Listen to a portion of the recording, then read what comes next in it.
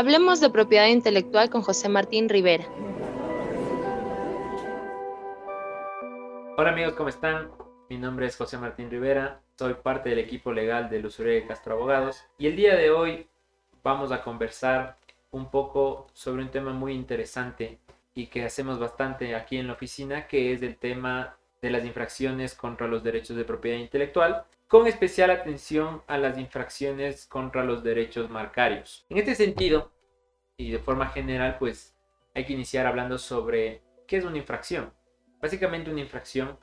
va a ser una acción con la que se infringe una ley, norma o pacto y que esta acción va a contraponerse a lo que esta ley, norma o pacto ordene. En este sentido, y atendiendo al tema, vamos a entender entonces que las infracciones contra los derechos de propiedad intelectual serán aquellas acciones en contra de estos derechos reconocidos a los titulares de los derechos marcarios, derechos de patentes, derechos de autor y las demás figuras que forman los diferentes aspectos de propiedad intelectual. En esta línea también tenemos que recordar qué son derechos de propiedad intelectual. Bueno, partimos del hecho de que la propiedad intelectual es aquella que se relaciona con las creaciones de la mente, que podrán ser las invenciones, las obras literarias o artísticas, los símbolos o nombres utilizados en el comercio como símbolos distintivos, los cuales que si bien por su naturaleza son inmateriales y parten de la mente, como lo hemos dicho, debido a las características que presenten, son susceptibles de protección en atención a lo que la ley ordena. De esa forma se establecen derechos de propiedad intelectual de las diferentes ramas que existen en la materia, pero básicamente en aspecto general podemos decir que todas generan dos tipos de derechos principales para los titulares de estos. Básicamente estos son el derecho exclusivo y el derecho excluyente. El derecho exclusivo va a ser el derecho a favor del titular para que sea la única persona, o sea, natural o jurídica, que utilice este bien inmaterial, mientras que el derecho excluyente va a ser la facultad que esta persona o que este titular tenga para oponerse al uso de este objeto por parte de terceras personas sin que cuenten con la autorización. Estos dos derechos que reconoce la ley son fundamentales tomarlos en cuenta. ¿Por qué? Porque para el tema que estamos o que vamos a hablar el día de hoy resulta relevante para entender en qué momento se da la infracción y también para saber qué acciones se puede tomar o qué acciones puede tomar el titular en defensa de los derechos que se le ha reconocido. En este sentido, si topamos todas las ramas, vamos a encontrar las diferentes figuras como las marcas, las patentes, las obras, las obtenciones vegetales y un sinnúmero más de figuras que son las principales como objetos de protección y resultan interesantes para aquellos creadores y quienes intentan hacer de esta propiedad intelectual una herramienta en su propio beneficio. Sin embargo, a cada uno de estos objetos que son los reconocidos y los que se protegen y los que obviamente generan un beneficio, se le podrá enmarcar en una diferente acción, la cual constituye una infracción en contra de estos. ¿Por qué? Porque al ser derechos de un relevante valor, resultan atractivos para que otras personas intenten apropiarse. En este sentido, pues, encontramos que entre las principales infracciones o las más conocidas vamos a encontrar los temas de falsificación o de imitación en contra de las marcas, la piratería en contra de los diferentes tipos de obras que existen, las divulgaciones de información reservada, o el uso no autorizado en los secretos comerciales que existen o dentro de las patentes o los modelos de invención, el plagio también para lo que son las obras, entre otras más infracciones. Así como hay varios objetos que son susceptibles de protección, pues también tendremos que analizar la acción infractora para saber qué tipo de infracción se ha constituido y en base a esta también entender qué es lo que se está afectando y cuáles son las acciones que se pueden tomar en defensa de. Porque como lo vamos a ver más adelante, no existe solo una alternativa dentro de la legislación ecuatoriana al menos para defender y protegerse. En este sentido, sí es importante centrarnos por hoy a hablar sobre las marcas. Habrá la oportunidad en los diferentes podcasts que realizaremos de profundizar un poco más sobre infracciones en contra de otros objetos, pero el día de hoy vamos a centrarnos más en las marcas. ¿Cuándo se da una infracción marcaria? Pues bueno, volvemos a la definición que dimos en un inicio para entender lo que es una infracción y básicamente la infracción será aquellas acciones que se contrapongan a los preceptos que la ley ordena. En este sentido vamos a entender que los principales son aquellos usos no autorizados de una marca, la cual deberá partir con el que se constituya con el reconocimiento de la autoridad competente. Estamos hablando que para que exista la infracción tiene que existir un derecho, y en este caso el derecho de las marcas se reconoce una vez que la marca ha sido registrada. Si nos centramos en el derecho excluyente,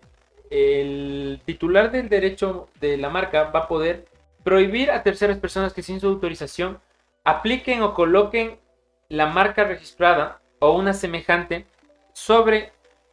productos vinculados o el mismo producto que esta marca proteja, o en similar trato para servicios similares, para identificarlos.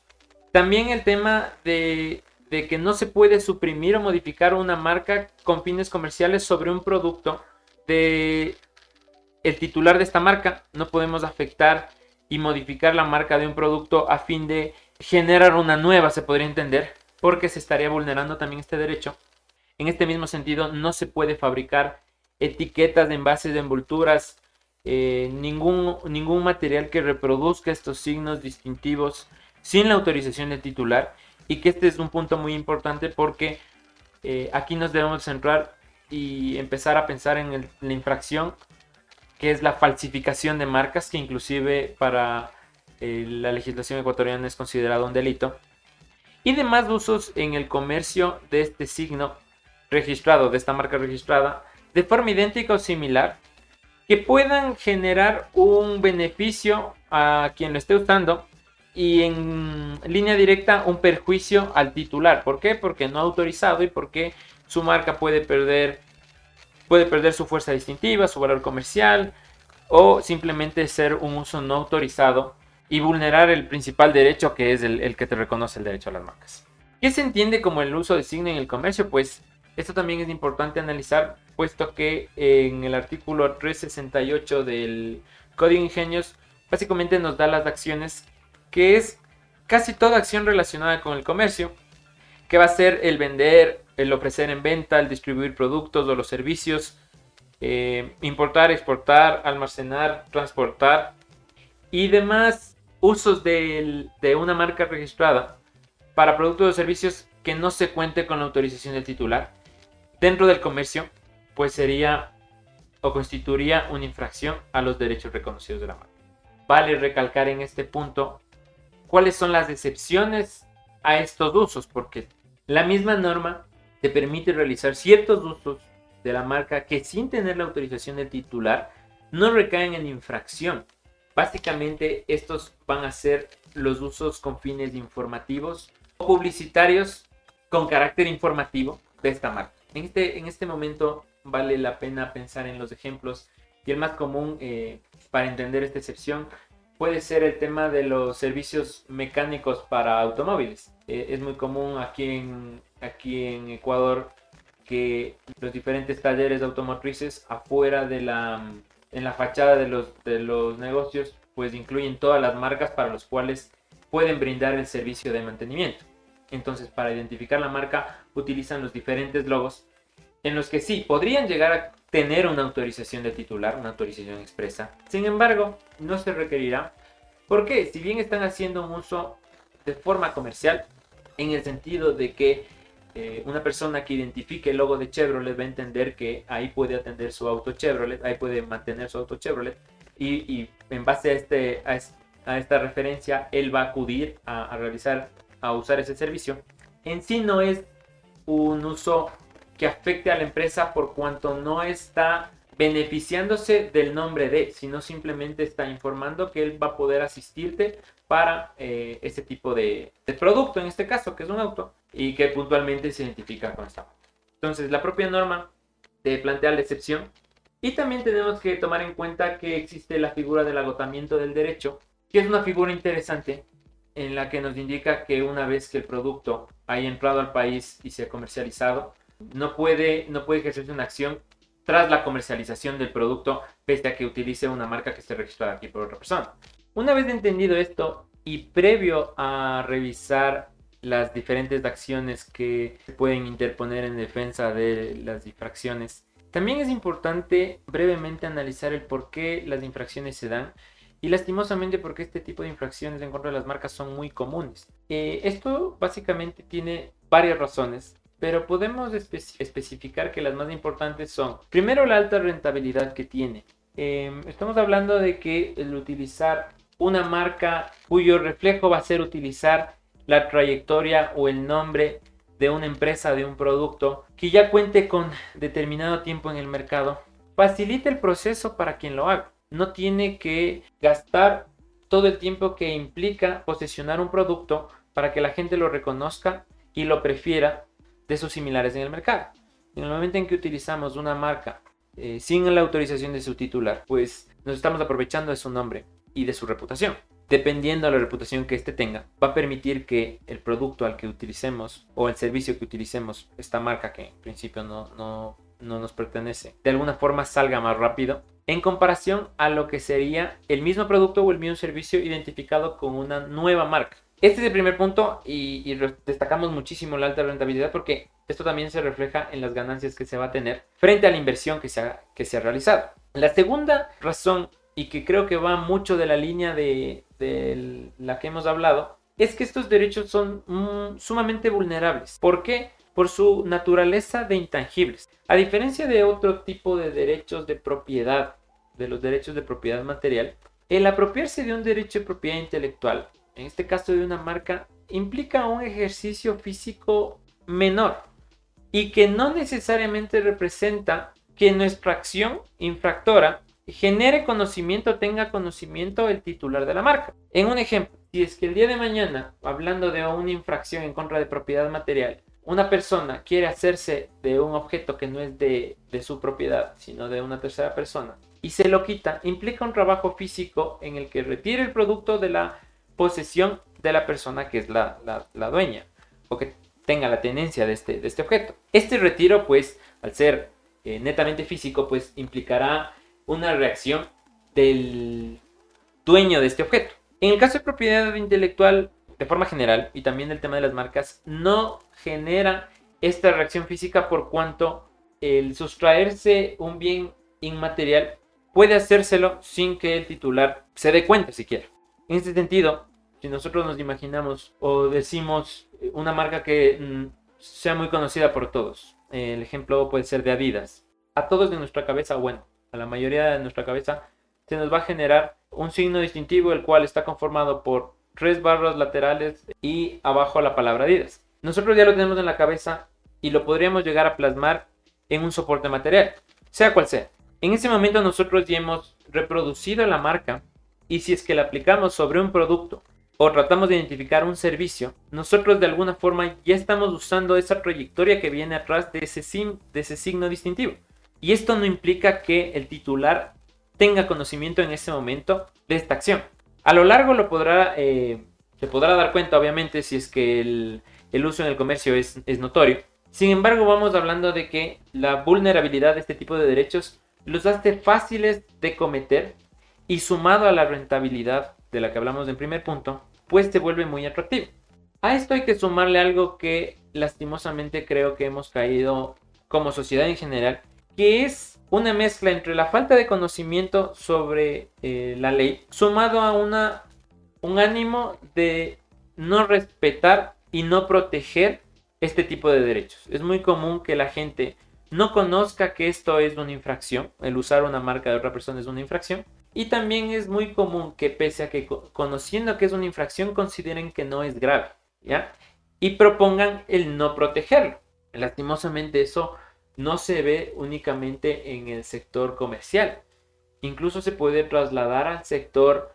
de cómo las normas están establecidas en protección de los titulares. Termina siendo muy subjetivo y cada quien podrá tener una postura en base a la posición que ocupe. Pero, como lo vamos a ver al finalizar este podcast, por ahí los recursos legales para proteger este tipo de derechos no terminan siendo suficientes o correspondidos en relación a la magnitud de las infracciones que existen. Y finalmente también podríamos hablar, en contraste del punto anterior, el tema de la tolerancia que puede existir sobre las infracciones. Por parte de los mismos titulares, no siempre las acciones son ejercidas de forma inmediata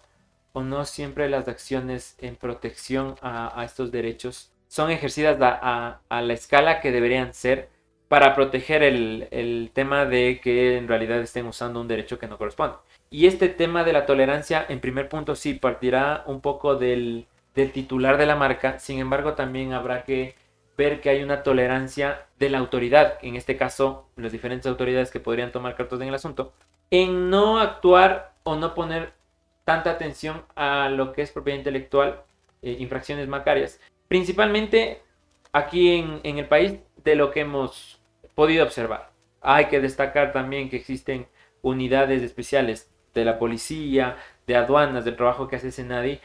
Termina siendo muy interesante y es muy bueno para contrarrestar este tipo de infracciones. Sin embargo, dada la magnitud que hay, hasta cierto punto no es una acción netamente de oficio, sino más bien que viene por la presión del titular, que está bien porque el titular también debe proteger sus derechos. Sin embargo, sí podría ser un punto debatible en hasta qué punto el Estado, al reconocer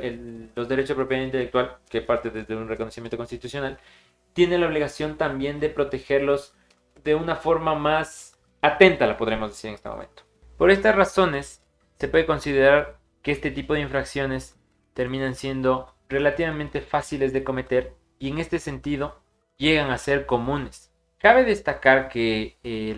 la infracción en sí, al tener preceptos que prohíben este tipo de comportamientos, implican también el riesgo para quien las comete de ser sancionado, dependiendo las diferentes sanciones que en la propia ley se incluyen. Sin embargo, llama la atención de que al ser tan rentable, pues se puede justificar el interés para, pese a que se esté contraviniendo la ley, pues se las siga realizando. Ahora tenemos que hablar sobre el tema de cómo nos protegemos de, si bien está claro que son comunes y si bien está claro que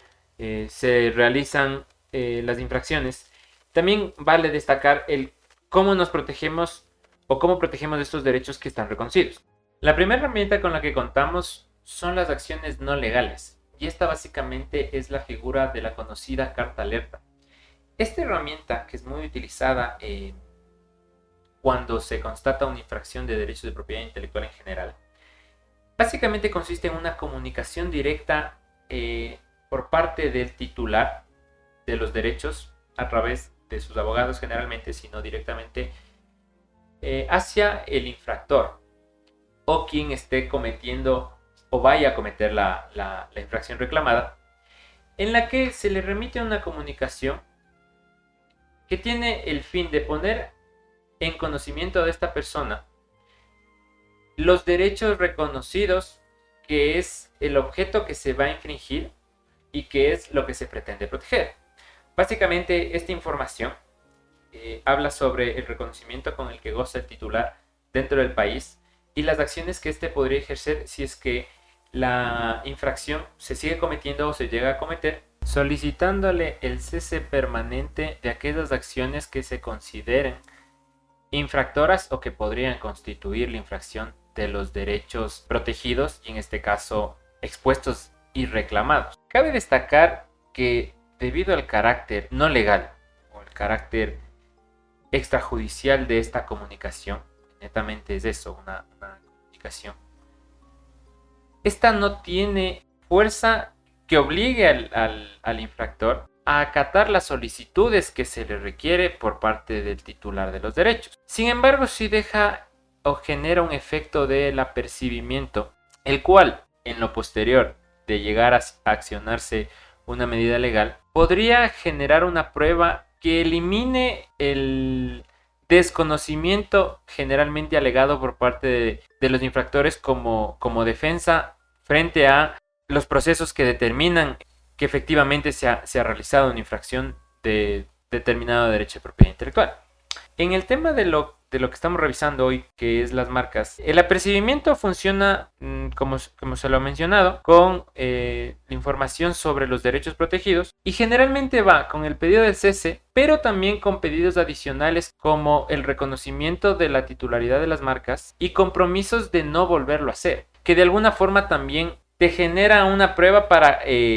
casos futuros cuando, algo que es muy común, se ve que gente que está dedicada o que está muy metida en actividades comerciales que involucran el tema de infracción de marcas, pues una vez cesan, pero regresan y vuelven a cometer este tipo de infracciones debido a que, como se revisó, terminan siendo muy rentables. Esto por parte de las medidas no legales, y destacamos que el efecto que puede tener, si bien no obliga, sí es un efecto positivo en cuanto a la eficacia al ser una comunicación directa, que puede ahorrar tiempo y costos que necesariamente se tienen que acatar o que se va a incurrir dentro de las acciones legales que vamos a revisar más adelante. Pues bien, revisado el tema no legal, ahora sí tenemos que pasarnos a las acciones legales, las cuales parten de la observancia positiva que está reconocida en la ley a los titulares de los derechos de propiedad intelectual de forma general, y que puntualmente te dan ciertas acciones para defender los diferentes objetos protegidos y en este caso las marcas. Nos remitimos al Código de Ingenios para hablar de la observancia positiva de derechos de propiedad intelectual, que es la facultad excluyente de la que hablamos en un inicio, que va a ser cuando los titulares puedan entablar las diferentes acciones judiciales o administrativas en contra de los infractores o en contra de terceras personas que manifiesten una inminencia de la infracción. Esto termina siendo interesante porque así lo establece la ley civil, por ejemplo, para el tema de las medidas preventivas. Volviendo al punto, vamos a encontrar tres tipos de acciones que nos facultan a proteger o prevenir este tipo de infracciones. La primera va a ser la civil. Brevemente, la acción de protección de derechos de propiedad intelectual vía civil se la hace a través de un procedimiento sumario, por lo que debemos de remitirnos a las reglas que se encuentran en el Código Orgánico General del Proceso. Y vale la pena destacar que en esta figura un proceso sumario es un juicio sumario, pero que te permite ejercer lo que la ley establece como providencias preventivas, que es una petición previo al inicio del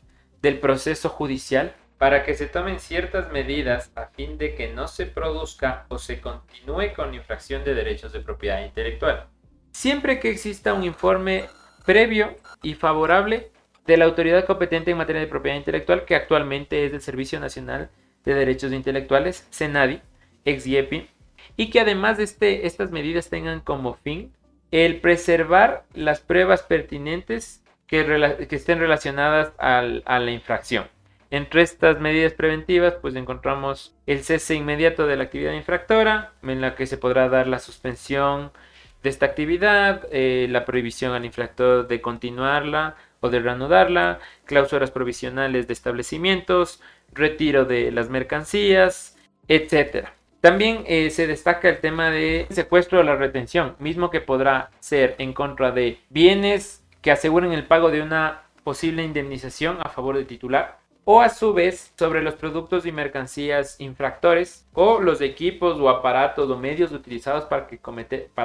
cometer esta infracción, o inclusive sobre los ejemplares originales ilícitos que sirvieron para la reproducción de los productos ilícitos. Vale también hablar brevemente del informe favorable, que es lo que comentamos y que es un informe que emitirá el SENADI, en el que básicamente se puntualizará sobre el reconocimiento de los derechos de propiedad intelectual en Ecuador, puesto que, como lo hemos iniciado conversando, este tema de las marcas parte del reconocimiento del derecho, y el reconocimiento nace cuando se la registra. Si no contamos con el derecho, pues no se puede ejercer ninguna acción en protección. En segundo plano tenemos las tutelas administrativas, que es del procedimiento de observancia administrativo, se podría decir, que se lo lleva ante el Servicio Nacional de Derechos Intelectuales de SENADI, en el que básicamente es un procedimiento en el que se requiere o se puede requerir una inspección para verificar la infracción, o se le puede requerir a la autoridad que a su vez solicite información sobre una presunta infracción a quien le esté cometiendo. Básicamente esta autoridad tiene la facultad también de ordenar medidas cautelares que vayan de la mano al cese de la infracción y también a sanciones como la clausura de establecimientos. ¿Qué es lo interesante de la tutela administrativa? Que se lo lleva ante la autoridad competente en derechos intelectuales y que de alguna forma nos da un panorama más claro sobre el conocimiento de estos derechos y la apreciación de la infracción, que tal vez un juez, o como lo vamos a ver, fiscales y jueces en el ámbito de lo penal, no la tengan por el punto de especialización, ya que no existen actualmente jueces especializados en propiedad intelectual, o que su cargo implique ser especializados en propiedad intelectual, por lo que no podríamos considerar que no se podría asegurar el conocimiento fiel a los diferentes aspectos que engloba la materia y que terminan siendo complejos. Esa es una gran ventaja. Sin embargo, también hay que recalcar que el tema de las tutelas administrativas, a diferencia de los otros dos procedimientos judiciales, es un procedimiento que requiere el pago de una tasa o de algunas tasas dentro del proceso, las cuales, dependiendo la casuística de la infracción, pues implicarán elevados costos para el titular, por lo que puede resultar poco interesante para ejercerlo. Los costos parten desde una tasa que es obligatoria para accionar el procedimiento y pueden ir adicionándose más costos, como es el tema de los costos por las inspecciones o los costos por el bodegaje de las mercancías en caso de que se retiren o se secuestren ciertas mercancías infractoras. Y finalmente, pues tenemos la vía penal, que termina siendo también muy interesante. Sin embargo, hay que puntualizar que el tipo de penal del 208A del Código Orgánico Integral Penal únicamente sanciona las infracciones de falsificación de marcas y de piratería lesiva contra los derechos de autor. En las acciones que hemos hablado antes entran cualquier tipo de infracción en contra de los derechos marcarios, en los cuales pueden hablarse mucho sobre la similitud. Sin embargo, en temas penales, por cómo está constituido el tipo, el tema de la imitación por ahí es algo que se puede salir del tipo penal por cómo está establecido, aunque, y en un siguiente podcast me gustaría mucho profundizar más del tema, hay una contraposición en el propio tipo sobre cuál es la postura de las sanciones frente a la imitación cuando los aspectos esenciales de una marca no cambian. Pero bueno, volviendo al procedimiento, de forma general, el procedimiento penal únicamente sancionará en temas de marcas la falsificación, y que será el uso de la marca debidamente registrada de forma no autorizada en un producto o en su envoltura para los mismos productos que ha sido registrado. El tipo penal actualmente no establece penas privativas de libertad. Se podría decir que fue el primero, al menos en lo que está el COIP, que omitió el tipo de un delito que omitió la sanción de la pena privativa, y únicamente incluye multas que van de una escala proporcional de $22,000 a aproximadamente $120,000, que estas dependerán también de la mercadería que se incaute previamente, el monto al que asciende para la sanción o la multa que finalmente establece el tipo. Cabe destacar que este tipo, como lo hemos hablado, requiere la incautación previa de los productos ilícitos, y que, por cómo está constituido, únicamente va a sancionar las infracciones en contra de marcas de producto, puesto que, como requiere la incautación y requiere una valoración de los productos para la sanción, pues no se podrá proteger de la infracción del uso de marcas para identificar servicios. Y bueno, amigos, muchas gracias por haber escuchado este primer capítulo de nuestro podcast Hablando de PI. Nos estaremos escuchando en un siguiente capítulo, en el cual estaremos contando con la participación de un gran amigo de la casa, como es el doctor Piero Calderón Oliva, aquí conversando de este tema que nos gusta tanto, como es la propiedad intelectual. Muchas gracias, hasta luego. Esto fue todo. Los esperamos en la próxima transmisión para que hablemos de propiedad intelectual.